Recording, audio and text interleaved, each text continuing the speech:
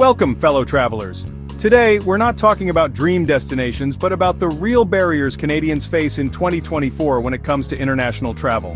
Solo travel is empowering, but it demands more awareness, especially about where you can and can't go safely.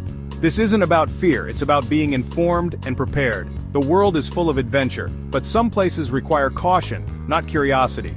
Let's dive into the countries where your Canadian passport won't open the door. Ready? Let's get started. First up, North Korea. A land shrouded in mystery. A place where the ordinary rules of travel simply don't apply. We're starting with the most extreme example of a destination that's off-limits for very good reason. The DPRK, or Democratic People's Republic of Korea, is the ultimate no-go zone for Canadians. It's not just a place where tourism is discouraged, it's a place where your very safety and freedom could be at risk. The border isn't just closed, it's fortified, a stark reminder of the deep divisions and political tensions that define this region. Think layers of fences, armed guards, and a palpable sense of unease. And the risks are extreme. We're not talking about petty theft or minor inconveniences, we're talking about potential imprisonment, unfair trials, and a complete lack of recourse. No Canadian embassy, which means no consular help. There's no one to turn to if you find yourself in trouble with the law, facing accusations, or simply needing assistance. If you get in trouble, you're truly on your own. Imagine being completely cut off from your support network, with no one to advocate for you or ensure your basic rights are respected. Diplomatic relations are frozen, a state of affairs that significantly limits any potential intervention or assistance from the Canadian government. And the regime is deeply suspicious of Westerners. Every action, every word, every gesture will be scrutinized. You're not just a tourist, you're a potential target of suspicion. Even if you enter on a tightly controlled tour, designed to showcase only what the government wants you to see, you're under constant surveillance. Your guides are essentially minders, and your every move is being monitored by cameras and other means. Foreigners have been detained for minor actions that would be considered trivial in most other countries, like taking a poster. Something as simple as photographing a prohibited subject or expressing a dissenting opinion could land you in serious trouble.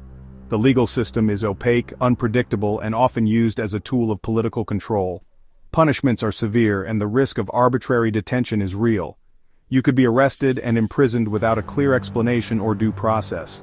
For Canadians, the cost of curiosity here is simply too high. The potential consequences far outweigh any perceived benefits of visiting this isolated nation. Our passport can't get us everywhere, nor should it.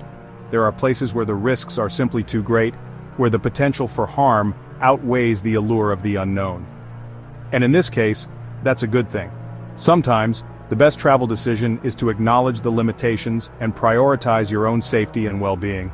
North Korea is best left to documentaries, not travel plans. Let the filmmakers and journalists take the risks, while you explore safer and more welcoming destinations. Sometimes the wisest adventure is the one you don't take. Knowing when to say no is a sign of intelligence and self-awareness. Let's move on. There are plenty of other incredible places in the world to discover, places where you can explore with freedom and peace of mind. 13. Next, we turn our attention to Iran, a country steeped in breathtaking history, a land of ancient empires and vibrant traditions. Iran boasts a rich tapestry of culture, from its bustling bazaars filled with exotic spices and handcrafted goods, to its stunning mosques adorned with intricate tile work. However, for Canadian travelers, this captivating destination presents a complex and challenging reality, a veritable minefield of potential risks and complications.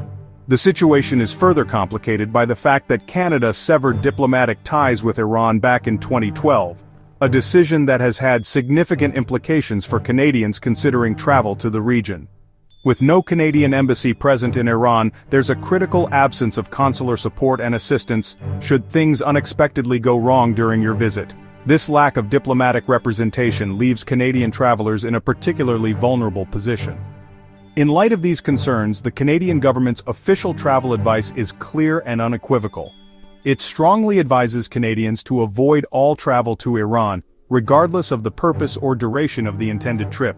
This is not a decision taken lightly, but one based on a careful assessment of the risks involved. One of the most significant risks highlighted by the government is the potential for arbitrary detention, a very real and concerning threat for any foreign national in Iran. This risk is especially pronounced for dual citizens, individuals holding both Canadian and Iranian passports.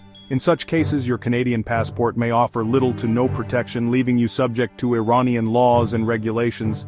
Tragically, there have been instances where Iran has used foreign nationals as political pawns, detaining individuals for leverage in international disputes or negotiations, and unfortunately, solo travelers are considered especially vulnerable to these risks, as they may lack the support network and resources available to those traveling in groups. The current regime's deep-seated suspicion of Western ties and influence further exacerbates the situation. This pervasive suspicion means that you could potentially be targeted by authorities for scrutiny or even detention, even if you have no political agenda or malicious intent. It's undoubtedly heartbreaking to have to forego the opportunity to experience Iran's rich cultural heritage and stunning landscapes.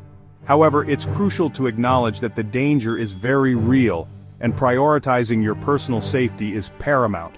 So for now, Iran's many wonders, its ancient ruins and its vibrant cities, must remain tantalizingly out of reach for Canadian travelers. In these circumstances, sometimes respecting boundaries, acknowledging limitations, and exercising caution is the most responsible and ethical way to honor a place and its people. Let's hold on to hope for a future where travel to Iran becomes safer and more accessible. A future where cultural exchange can flourish without the shadow of fear and uncertainty. Afghanistan, once a vibrant crossroads of culture, a melting pot of civilizations, and a key point along the ancient Silk Road. For centuries it stood as a testament to human ingenuity and cultural exchange. Its cities were hubs of learning, art, and commerce, drawing travelers and scholars from across the globe. The echoes of its rich past resonate even today, whispering tales of empires, innovations, and the enduring spirit of its people. But now, tragically, it is a country engulfed in crisis. Decades of conflict have taken a devastating toll, leaving deep scars on its landscape and its people. The recent Taliban takeover has only exacerbated the situation, plunging the nation into further uncertainty and despair. The dreams of a peaceful and prosperous future seem to fade with each passing day. Decades of relentless war, compounded by the Taliban's resurgence and return to power, have tragically transformed it into one of the most dangerous and unstable places on Earth. The risks are immense, and the threats are pervasive, making it an environment where safety and security are constantly compromised. The international community watches with concern as the situation continues to deteriorate. The Canadian embassy is now closed, a stark symbol of the deteriorating security situation, meaning there is no consular assistance available. If you find yourself in trouble, you are essentially on your own, without the safety net of diplomatic support or emergency services. This isolation amplifies the dangers and vulnerabilities faced by anyone present in the country. Tragically, Canadians are considered potential targets due to our past military involvement and history in the region. The threats of terrorism, the risk of kidnapping, and the pervasive sense of lawlessness are unfortunate daily realities for those within its borders. The breakdown of order creates an environment of constant fear and uncertainty, impacting every aspect of life. The infrastructure is severely damaged and broken, and even the most basic movement and travel is fraught with risk and uncertainty. Navigating the country is a challenge in itself, with damaged roads and unreliable transportation adding to the dangers. Despite all of this, Afghanistan's inherent beauty and the resilience of its people are undeniable and continue to shine through, but under the current circumstances, travel is simply not a safe or responsible option. The risks far outweigh any potential rewards, making it imperative to prioritize safety and security above all else. The most effective way to offer support and help is from afar, by actively supporting and contributing to humanitarian efforts and organizations working on the ground. For now, Afghanistan remains a place to admire and support from a safe distance, with the hope for a brighter and more peaceful future. Syria, once a jewel of the Middle East, now devastated by war. The civil war has left cities in ruins and millions displaced. Canada's travel advisory: avoid all travel, no exceptions. Active fighting, airstrikes, and terrorist groups make it one of the world's most dangerous places. No embassy, no help if you're detained or injured. Foreigners are at high risk of kidnapping and wrongful detention. The security situation is chaotic and unpredictable. Syria's ancient wonders are a tragic loss to the world, but nostalgia can't override reality. Peace and reconstruction must come before tourism. Libya, rich in history but gripped by chaos since 2011. Rival governments, militias, and lawlessness make it extremely dangerous. Violent clashes, kidnappings, and crime are rampant, especially against foreigners. No Canadian embassy, no safety net. Terrorist groups exploit the instability, targeting outsiders. The government's advice: avoid all travel. Your insurance won't cover you here. Libya's Roman ruins and landscapes are stunning, but the risks are overwhelming. Until stability returns, Libya remains off-limits. 10. Yemen, home to ancient wonders but now the site of a devastating civil war. The UN calls it the world's worst humanitarian crisis. Active conflict, famine, and disease make travel life-threatening. No Canadian embassy, no consular help, none. Kidnapping and crime are rampant, and foreigners are prime targets. Infrastructure is shattered, basic services are scarce. Yemen's culture is extraordinary, but right now it's a place for aid, not adventure. Travel must wait until peace returns. Saudi Arabia is opening up to tourism, but for Canadians, it's complicated. A 2018 diplomatic spat still lingers, and consular help is limited. Strict laws mean even minor missteps can have severe consequences. Alcohol is banned, criticism of the government is dangerous, and women face extra restrictions. Visa approval isn't guaranteed, and you may face extra scrutiny. The door is technically open, but the risks are real. For Canadians, Saudi Arabia requires extreme caution and cultural awareness. Know the laws, respect the customs, and understand the diplomatic climate before considering a visit. 10. Russia, once open to Canadian travelers, now behind a new Iron Curtain. Canada's condemnation of the Ukraine invasion and sanctions have soured relations. Canadians face increased scrutiny, harassment, and risk of arbitrary detention. The government advises against all travel. Financial transactions are nearly impossible, your cards won't work.